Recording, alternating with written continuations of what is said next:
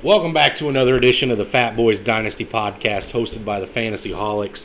Here as always, Bo and Brant coming at you. Last week we kind of wrapped up the player rankings for Dynasty, and we had alluded to starting doing some breakdowns of some divisions and doing some studs, duds, breakout, and sleepers from each team, similarly to the way Seth Berger did on his Defense Wins Fantasy podcast for all your IDP needs. So we thought, what better division to start with than one of the worst when it comes to fantasy relevancy, and that is the NFC South, where my beloved, lovable loser Atlanta Falcons take place. So the way we're going to kind of do this, Brant, and you correct me if I'm wrong, is you're going to take two teams, I'm going to take two teams. We're going to run down through our studs, duds, breakouts, and sleepers, and then we'll just bounce back and forth if one of us takes issue with something or wants to throw something out. Again, saying somebody is a dud isn't necessarily saying they're going to be horrendous. It's just saying that they may not live up to their ADP where they're being drafted this year for Dynasty regards. And so, Brant, I think what better way than to break into this divisional breakdown than you starting us off with the champs of the division last year. Oh, man, I really thought you were just going to roll into the losers of the division. No. But I'll take the champs. The Tampa Bay Buccaneers. I'm going to start with my stud right off the bat, Mike Evans. With Godwin missing, possibly missing time. I know he says he's trying to get back for week one, but let's be honest. The people couldn't see the air quotes. I saw the air quotes. Yeah, I'm sorry. He's trying to get back for week one, but he probably isn't going to be, and he's probably going to miss probably 4 to 6 weeks. I know the pub's only 4 games this year that they can be put on, but with no Chris Godwin, and you're linked to Tom Brady here, he's going to be his number one target again. Brady just led the league in passing yards. And really, Mike Evans this year has the possibility of being your receiving yard leader, your touchdown leader this year. I honestly believe that Mike Evans has a very good shot of breaking the touchdown or NFL touchdown record. I'm so confident I'm actually throwing a little money on it on my gambling issues with the ADP of gambling is only an issue if you lose, sir. Okay, well, I've been losing lately. We won't talk about that today. But with an ADP of 49, I mean, you really can't go wrong. You're getting this guy in the fourth round. Mike Evans is going to be a bona fide stud. And if you remember, I believe, I could be wrong on my year, but I believe Randy Moss was 31 when he was 30 when he was linked with Tom Brady and officially broke the record the first time. So it's very easy to see Mike Evans breaking it this year. Where do you want to go next? Give me what we want next. Well, we started with stud. Let's go. Let's save dud for last. Give me your breakout. My breakout, Russell Gage.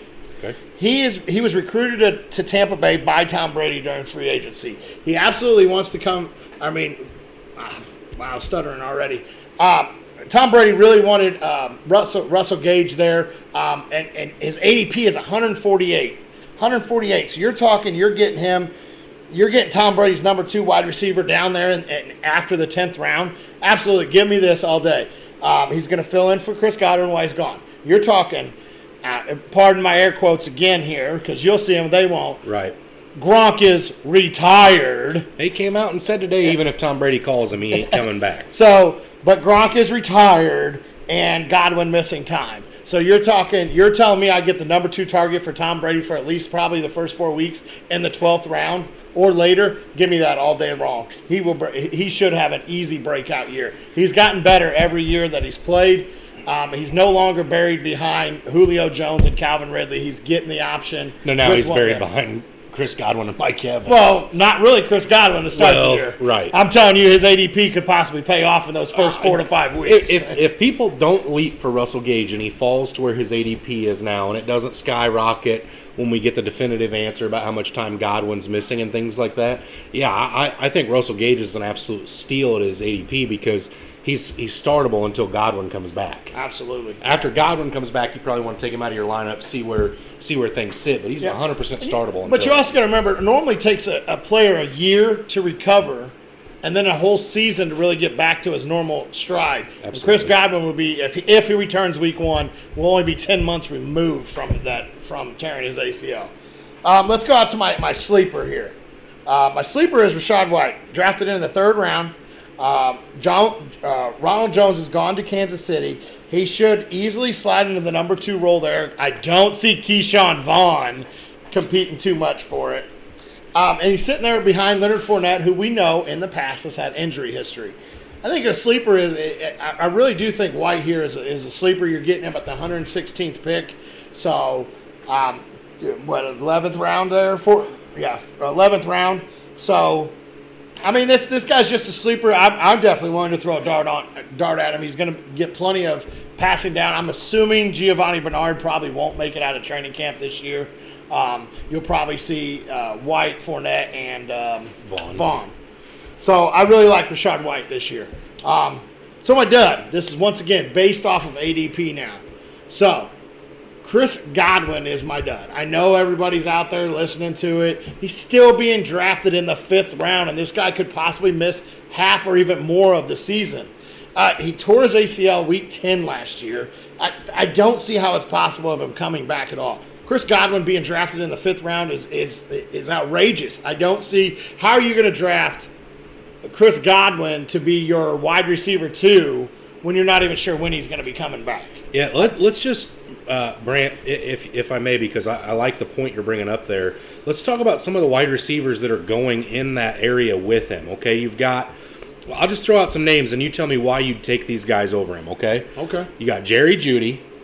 Linked to Russell Wilson, could possibly be the number 1 target there in Denver. You've got missing any time. You've got Garrett Wilson, rookie, unproven, going to be playing from behind a lot in that Jets offense. Amari Cooper. Next, I can't vouch for that one. You would take Godwin over Amari Cooper. I would definitely flip a coin between those two because you don't know what's going on with Deshaun Watson yet. And Malcolm Hollywood Brown is the other one that's right there in ADP. I like Hollywood Brown's upside this year with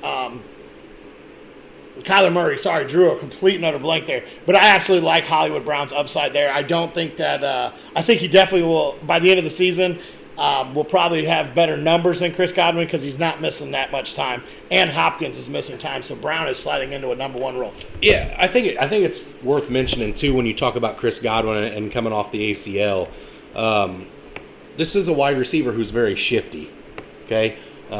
Who's to say that's going to hold up to his hard cuts that he makes in and out of his breaks of his routes and things of that nature anyway.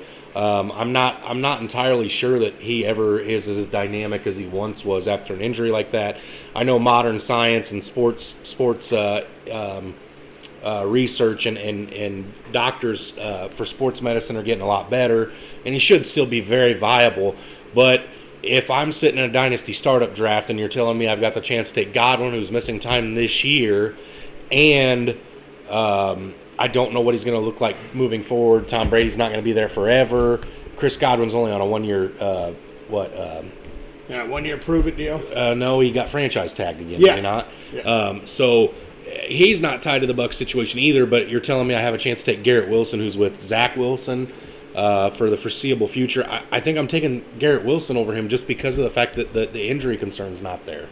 And that is scary when you're doing a dynasty startup because you're talking about Chris Godwin being your 5th player off your board potentially, which is an anchor of your team still at the 5th spot. Even though you and I went back and looked at our dynasty startup draft from a few years ago, and their draft was pretty ugly. But nonetheless, it's scary to get to throw yourself into a guy like that that's got the injury concerns. Again, at some point the value equates, and again, you get much further down past where we were just at, and it's names like Amon-Ra St. Brown and Devontae Smith and Mike Williams and Rashad Bateman and Darnell Mooney. I'm taking him over those guys just simply because of the fact that I do think he bounces back. But there's a lot of uncertainty when it comes to Godwin with where he's at contract-wise, who's his quarterback going to be, how he comes back from that injury. Absolutely. So that wraps up the NFC South champs from last year. Let's roll over and let's take the Carolina Panthers. Okay. All right. I didn't know if you wanted to go from first to worst. I'm going to save save my worst. Falcons, the coming champs, for last. Where are they? Okay. Listen, the Carolina Panthers. Okay. They're the champs. They've been the subject of a lot of hot wind rumors this year behind Sam Darnold, Matt Corral, and now the newly acquired Baker Mayfield. Baker to the moon. So let's talk about my stud here, all right? When it comes to Carolina Panthers, this guy is so blatantly disrespected in my mind. A few times I have to admit by myself as well. But it's DJ Moore, all right? And DJ Moore is my stud, and it's for one reason and one reason only, all right? DJ Moore is going into his fifth year. He's played 63 games, 498 targets for 301 receptions, 4,313 yards. So he's averaging 1,000 yards a season, all right? He averages 14.3 yards per catch and 14 touchdowns to go along with that. All right, let's talk about the Carolina Panthers starting quarterbacks over the last 3 seasons, and this will tell you a lot of why I'm comfortable with DJ Moore. So last year you had the Sam Darnold experiment / Newton played like 4 or 5 games last year. PJ Walker played a game last year. And DJ Moore has really kind of proved that he's quarterback proof. Okay, he doesn't need a bona fide stud behind quarterback to do what he does. He's quarterback proof. Okay, so you had last year you had the Darnold experiment. The year before that was Teddy Bridgewater, if I'm not mistaken. Teddy Two Gloves. And then the year before that was Cam Newton. So you've had a vast array of different quarterbacks throwing the ball to DJ Moore. And DJ Moore has not had a let up. He's not had a come apart. In each one of these last 3 seasons, what's really interesting to me is how eerily similar his stats have been, which tells me he's got trust from the organization with regardless of who's throwing the ball. His last 3 seasons, just real quick, he's the last 3 seasons, his targets have been the one thing it's been widely different. Okay, 135 targets in 2019, 118 targets in 2020, and 163 targets last year.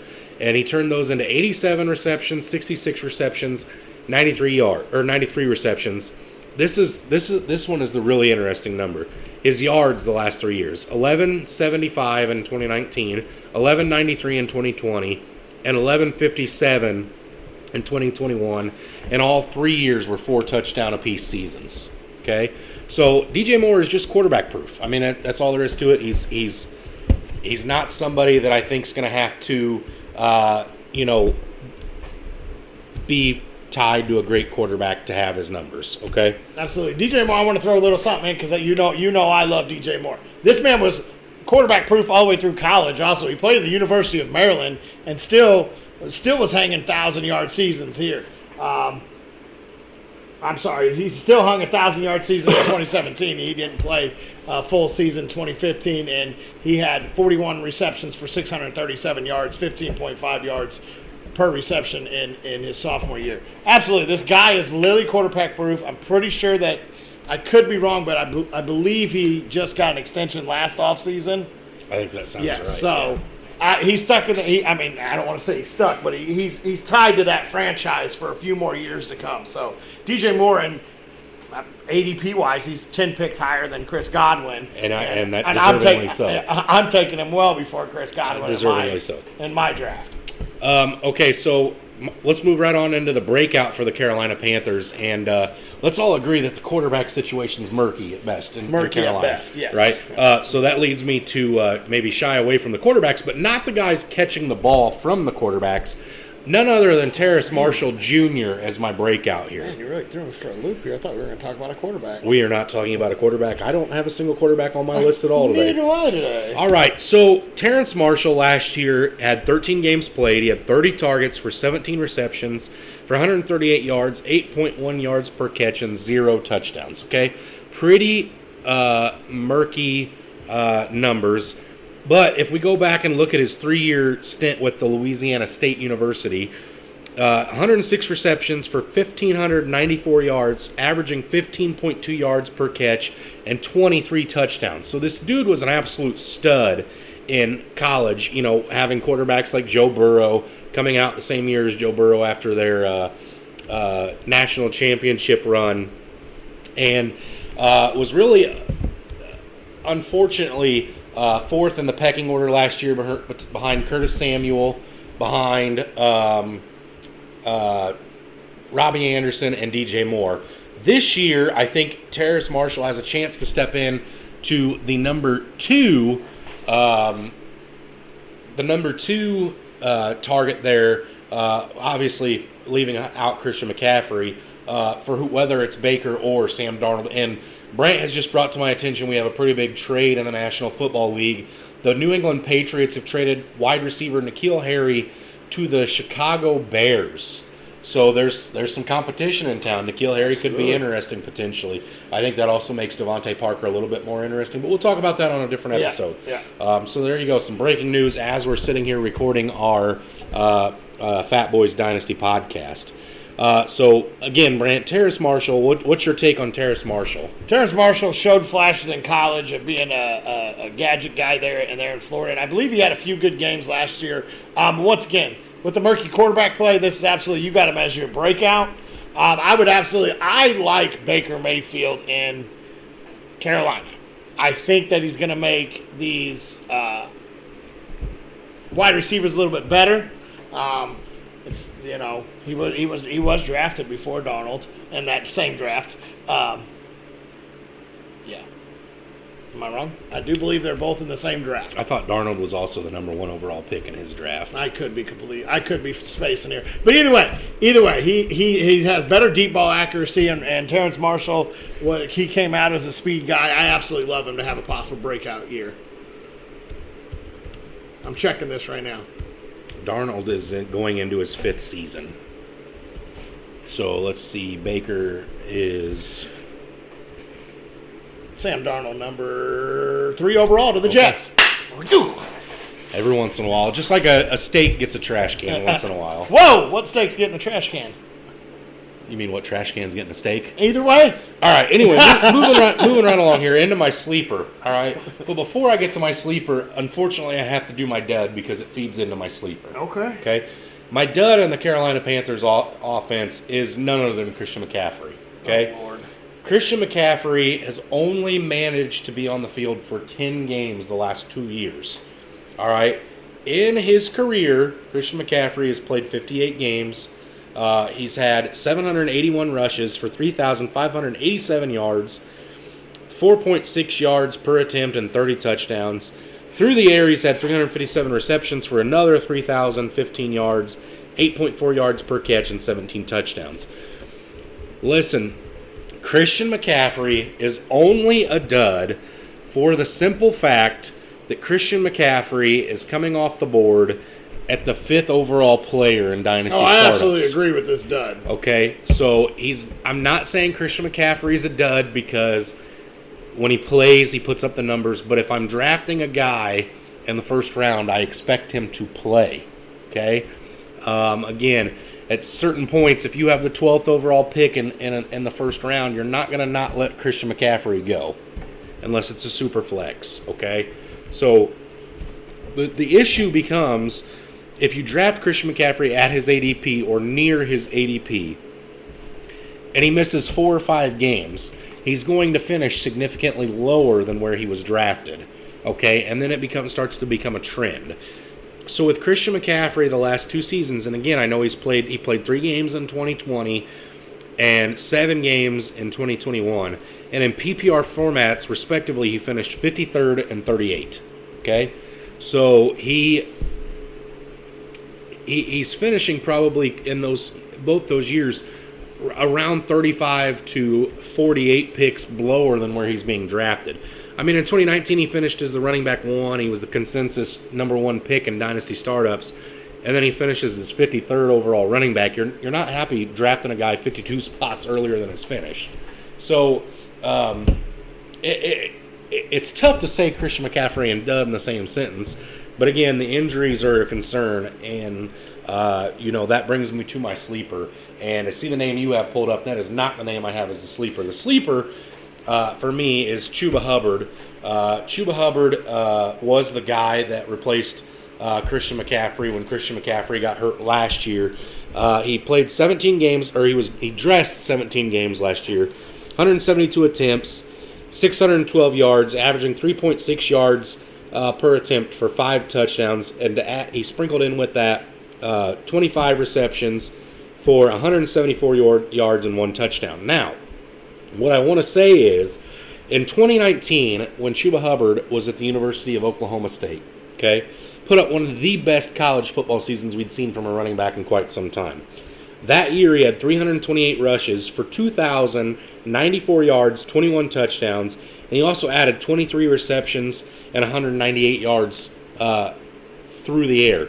So, Chuba Hubbard is the type of guy that if Christian McCaffrey were to go down again this year, going into his second year in the league, he's got a little bit more time to adapt to the NFL speed, the difference.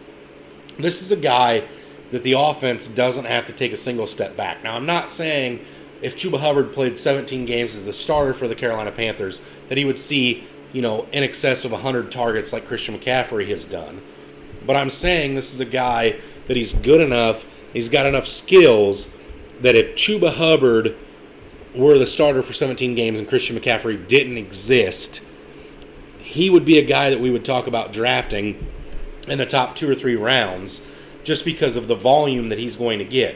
Now, Chuba Hubbard currently sits at ADP of 145. So this is a guy you're going to get in the 12th round of a draft. Now, you're telling me the starter in front of him is one of the best, I understand. One of the best, but has a huge injury concern. And I can get this guy in the 12th round when running backs are extreme scarcity. I'm all over it. And he's only a sleeper in the sense that Christian McCaffrey is going to have to be injured again for Chuba Hubbard to explode. But I think the explosion could happen. Now, Brent, if you think back to last year's rookie draft, before we saw the landing spots for the running backs, I had Chuba Hubbard above Travis Etienne. I could have made the argument with myself to have him above Najee Harris, just solely based on that sophomore season he had in 2019. Now the cards fell where they fell, and he fell to a terrible landing spot behind Christian McCaffrey, which has proved since to not be that bad of a spot since Christian McCaffrey can't stay healthy. I know you're chomping at the bit to come at me on this one, so I'm going to let you have the floor. I really, at 207 and the ADP, you're talking of Deontay Freeman, who they went out and made sure to sign. So even if he goes down, I don't see how he can have an explosion when there is all that work. But I feel like that's going straight committee.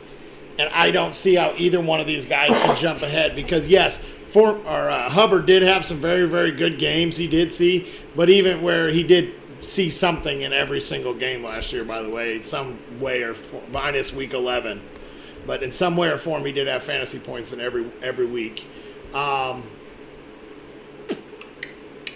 Where's it at? All right, so when he got down to playing Buffalo, Tampa Bay, New Orleans, and Tampa Bay again, 9-6-6-6 against some of the best rushing defenses. He struggled when it come to playing the best. Struggled when coming to play against some of the better defenses. And even when McCaffrey was out, he only saw at most 52% of the snaps, and that was against New Orleans. So they went out, they got Foreman. 55. I missed the Atlanta game, but I mean everybody sees that in Atlanta. So I just don't see how this doesn't turn into a committee still. Well, you look at the NFL landscape as a whole. A lot of starting running backs are in committees. So, yeah, that's probably fair to say.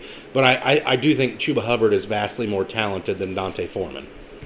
Okay? Dante Foreman does have the injury concerns. He's had problems. He's not stuck with a lot of rosters. I mean, how many rosters has he been on this offseason? Or last offseason, I'm sorry. He went to a couple different teams last offseason as well. I just don't know if Devontae Foreman has this stuff to be the guy.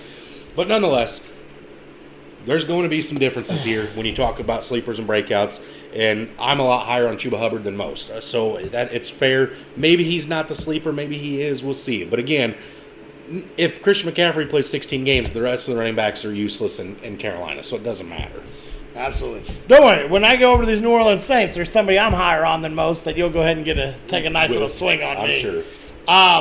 So I'm going to start with my stud, Michael Thomas. He's just 2 years removed from wide receiver 1 season. This was one of the hardest teams. I've done 3 divisions so far that we're going to talk about, and this so far was probably the hardest team to find an actual stud on. Now, I know everybody's saying Kamara. I will get into that here in just a minute. Michael Thomas, he's just 2 years removed from being a wide receiver 1, or being the wide receiver 1. At his current ADP, you're getting him in round 4 or 5. If Thomas gets back to 100%, which it sounds like he's on pace to get back and be ready to play starting the season, we all know that Jameis Winston has zero problem throwing the football and just launching it down there. And Michael Thomas, like I said, he's a big body guy. He's going to find the end zone. This guy in my mind, he's still a stud. And like I said, in the 4th or 5th round, you're telling me there's a chance to get a wide receiver, a top 12 wide receiver. I absolutely love his ADP there. You got anything to add on? Yeah. Michael Thomas is a man who's made his living in the slot. He's made his living with quick cuts and short slants. How is his ankle going to hold up? He can't even get back on the field right now for practicing. I'm just not sure he's ever going to be as explosive as he once was. And Michael Thomas thrived in an offense where Drew Brees still had a little bit of an arm in Thomas's last real successful year, and who was barking up the tree there? There was no Jarvis Landry or Chris Olave.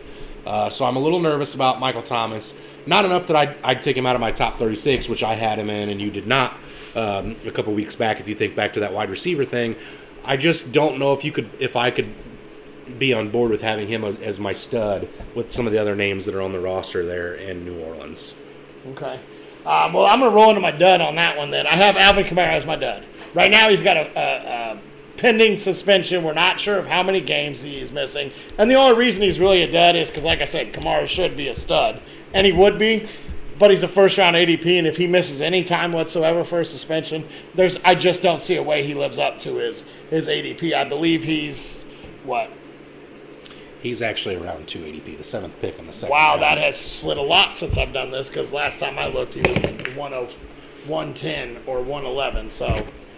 but either way, I just don't see him living up to that if he misses any time. I did forget to add this. We're getting a little ahead of ourselves. We are pulling ADPs off of Sleeper. Yeah. Sleeper is my favorite football draft site. So that's where we went with this. The Alvin Kamara deal is he made a really poor choice this offseason. And I think that's easy to do when you put the Pro Bowl in Las Vegas. It needs to go back to Hawaii where these guys can't get themselves in trouble. I believe they just did away with it. That's fine, too, because nobody really cares about the Pro Bowl anyway.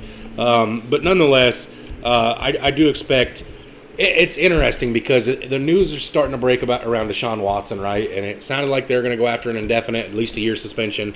Now it's coming out that maybe it's a 4 to 6 game. So how, with all the offseason turmoil that's been caused by Deshaun Watson, do you suspend Alvin Kamara for longer than Deshaun Watson? I don't know. I'm not on the suspension committee. I'm not Roger Goodell. I'll let them handle that. I don't think they do a good job of it, though. Alvin Kamara is going to get some form of a suspension. If it's a 6-game suspension, that's a big deal. If it's a 4-game suspension or less, I can live with that as a guy I'm taking in the second round. Okay?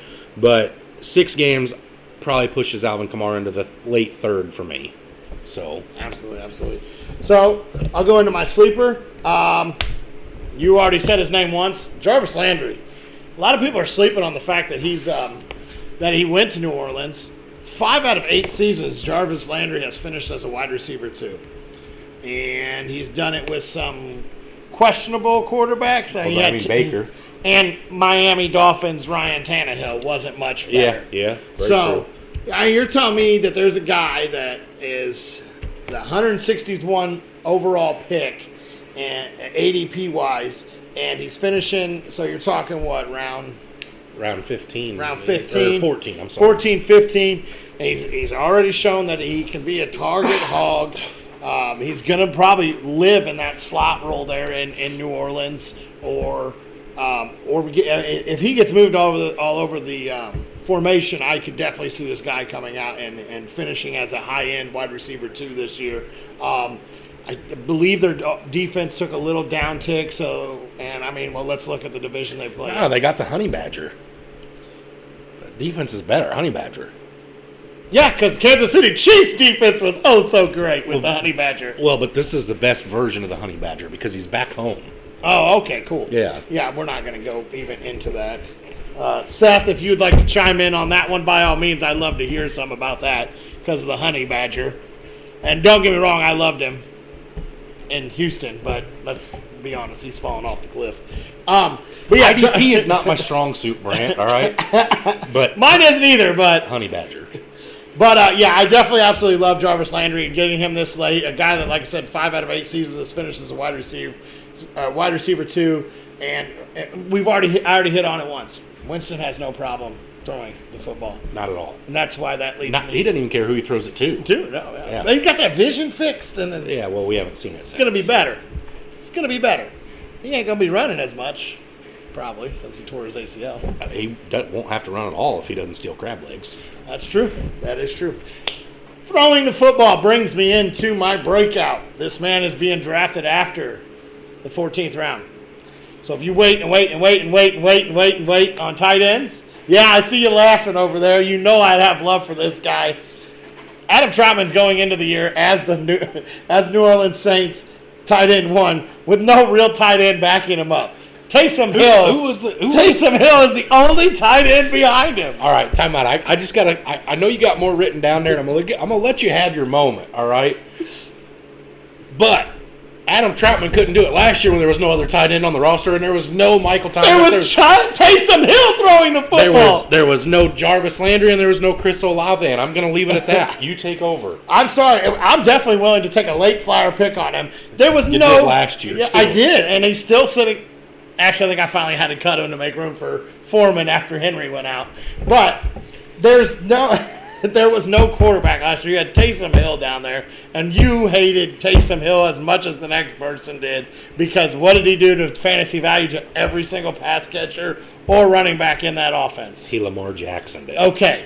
Well, guess what? Lamar Jackson 2.0, fake Lamar Jackson, whatever you want to call him, is no longer the quarterback there. I absolutely love to take a late dart throw at Adam Troutman. And I feel like this year. And if it's not, then guess what? I'm probably going to say Troutman again next year when we talk about the Saints. Hey, if you keep throwing something against the wall, eventually it sticks or it's no longer there to throw. It disintegrates. Yeah. We'll see which one happens first. So... Is that all you got on That's all I got. The New Orleans Saints? There ain't nothing there, really. All right, let's get into... That was the worst idea to pick that team trying to be sneaky when we pick teams here. Let's move right along into a team that's near and dear to my heart, caused a lot of heartache and a lot of heartburn, if you will, on Sundays because they don't get any primetime games, is the Atlanta Falcons. All right? We get one. Seattle gets one. So... Let's talk about it here. Let's get the obvious one out of the way with a stud because I think a lot of the rest of this is going to be pretty deep dives here. But the stud's Kyle Pitts, okay? And listen, I know Kyle Pitts is being drafted as the 3rd pick in the 2nd round right now in dynasty startups, and that's because of his age and his high draft stock and what he was really able to do with last year. Which last year, 17 games played, 110 targets, 68 receptions, 1,026 yards, 15.1 yards per catch, and 1 touchdown. All right, so obviously Kyle Pitts is going to have to improve on the 1 touchdown. But here's the deal. Matt Ryan was still in town last year. Matt Ryan was a more than capable quarterback. Got down to the red zone and if I'm the opposing defensive coordinator, what am I doing? Not letting Kyle Pitts get the ball, because I'd much rather you beat me with Russell Gage than Kyle Pitts, because I think it's going to be a bigger uphill battle. Okay, this year there's the likes of Drake London, Bryan Edwards, Cordero Patterson. There's just more names there, all right, for Auden Tate's there. It's going to be one of the tallest receiving cores in football, and Kyle Pitts should, keyword is should, get a little bit more laxed coverage around the goal line with the addition of Drake London in the least. And in college at the University of Florida for 3 years, he had 100 receptions for 1,492 yards, 18 yards per catch, and 18 touchdowns. So in one season in the NFL, he almost caught up to what he did in 3 years at Florida. But I just think Kyle Pitts, especially when you're breaking down the Atlanta Falcons roster, the easy wet pick would have been Drake London as the stud, but I'm not going to do that. It's Kyle Pitts. I'm 100% comfortable taking Kyle Pitts at his ADP. I'm not taking him in the first round in a dynasty startup, but I'm definitely cool taking him as the third overall pick in the second round. I think he's going to live up to being a top 3 tight end for many, many years to come. In a dynasty startup, you get that early and get it out of the way, and you don't have to worry about that tight end position. That's something I can definitely get on board with. My breakout player is one that you can return your laughs at here is none other than Terrell Owens, Randy Owens, Terrell Moss 2.0, as John Gruden would call him last year in Las Vegas. The Atlanta Falcons traded for Bryan Edwards this offseason. Bryan Edwards is going into his third season this year. He's played 29 games. He had 45 receptions for 764 yards, averaged 17 yards per catch, which I thought was really interesting with how many deep ball route guys they had in Las Vegas for 4 touchdowns. But if I take it back just a little bit further back to when he was in South Carolina in college, this guy was an absolute stud in college. 234 receptions, 3,635 yards for 22 touchdowns. He's a very capable guy. Again, that size that Atlanta really wanted to bring to town. At 6'3", 215 pounds, he's a guy that can go up and get the ball. All right? You got something you want to say. Go ahead. Reunited! Marcus Mariota and Edwards reunited. How did that just hit me as you're sitting there talking? You got really excited about it, too. I did, too. But I got more to add in on him whenever you're ready. Go ahead. Really, the one thing I just want to add is that, again, Drake London and Kyle Pitts are going to be the two that are going to get the most attention for the Atlanta pass catchers. That leaves a guy like Bryan Edwards to be not wide open, but getting the third best corner option. And I think this is a guy that if he gets an opportunity and he has 70 to 80 receptions, this could be a guy that at his ADP could be a league winner, which his ADP is real low at this point. We're talking. While you pull that up, I'll go ahead and hit on this. He's taken over a Russell Gage role. Russell Gage finished 38th at a PPR format wide receiver 3 territory. And this guy, he's bigger body than him, and I mean, he's getting reunited. I'm going to say it again, so and it feels so good. So, I mean, getting this guy, what'd you find out? He's getting drafted in the 20th round in 12-man right now. So you're telling me most leagues not getting drafted unless you do a 27-round league. Okay. So this is a guy that if I'm throwing darts at the end of my draft, this is a dart that I'm going to throw, and it's got a higher percentage chance to land in that bullseye than a lot of other darts you're taking that late. And if I can get, let's just do the game again here, Brant. If you're interested here, I know this is my player, but with where he's at in ADP, I have to imagine that there's probably not a whole lot of names that I'd prefer to take over him based on their situations and things of that nature. So I would go with all skill positions around him. So let's look at it. Staying with the wide receiver position, you've got Marvin Jones Jr. or Bryan Edwards. Bryan Edwards. Okay. You've got Randall Cobb or Bryan Edwards. That's actually kind of a tough one. It's a dynasty startup, though. Oh, Edwards. Yeah, that is right. We are talking dynasty. And then if you go out of position here, you're talking Keyshawn Vaughn. Barf. You're talking A.J. Green. Is he even on a team? He is. He's back at Arizona for a year. Oh, okay. And Devin Duvernay and Sammy Watkins. There's out of all those names, there's one that I would probably consider taking. And that was Duvernay. Duvernay. Okay, that's interesting. Duvernay's. We'll discuss him In a few weeks. in a few weeks. All right. So moving right along here, my sleeper is I did kind of take the easy road on this one. Okay, I did go with a rookie here. It's Tyler Allgeier, the rookie from BYU. He's 5'11", 220 pounds, and in college this guy kind of did it all. He rushed the ball 452 times for 2,904 yards, 6.4 yards per attempt for 36 touchdowns. Okay, he added 46 receptions for 437 yards, 9.7 yards per catch, and 1 touchdown. And last year, his last year at BYU, he ran the ball 276 times for 1,606 yards, 5.8 yards per attempt for 23 touchdowns, adding 28 receptions, 199 yards, and 7.1 yards per catch. Now, Tyler Allgeier is kind of what I look at as Arthur Smith's first true running back that he's going to have. Now, Arthur Smith was the guy that was the offensive coordinator in Tennessee when Derrick Henry finally became Derrick Henry, right? King Henry finally got crowned. All right, and I'm not saying that Tyler Allgeier is going to be that guy.